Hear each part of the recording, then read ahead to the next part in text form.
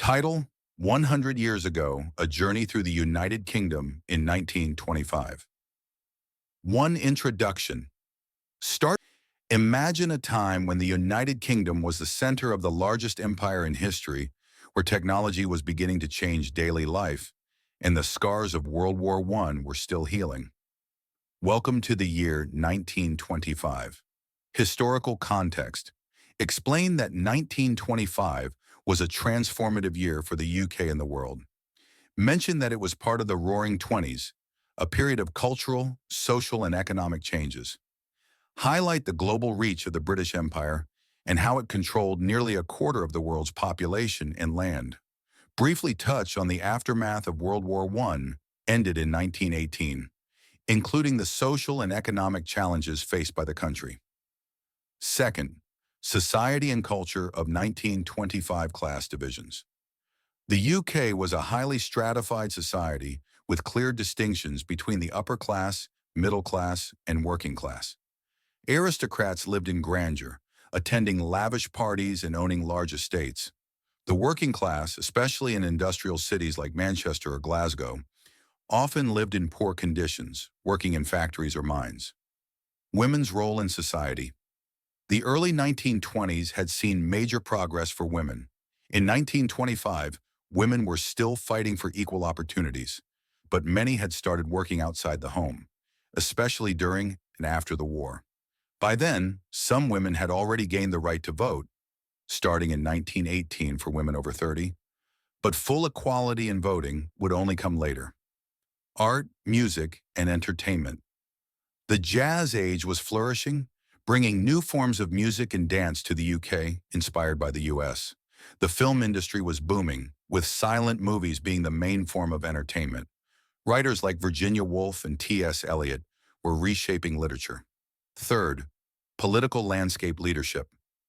Ramsay MacDonald became the UK's first Labour Prime Minister in 1924, symbolizing the rise of workers' political influence. The Conservative Party, led by Stanley Baldwin, dominated much of the 1920s, focusing on stability and economic recovery. Economic challenges. Post-World War I, the UK was facing a debt crisis.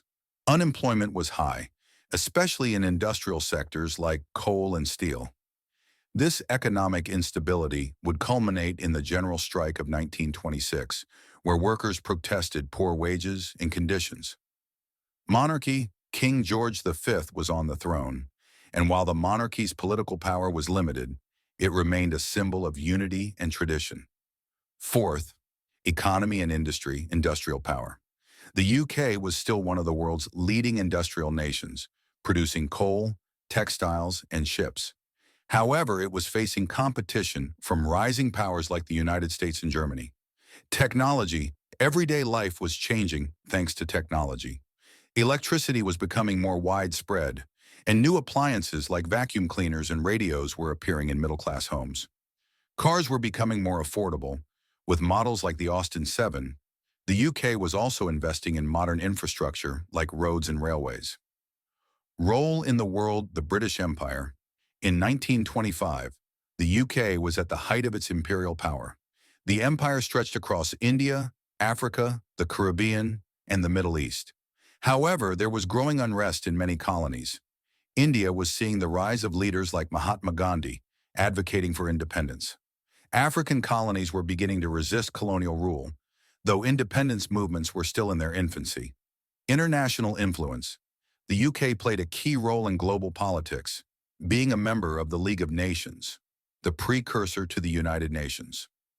Despite its power, there were signs that the UK's dominance was beginning to decline, with the US and other nations growing stronger economically. 6. Everyday life in 1925.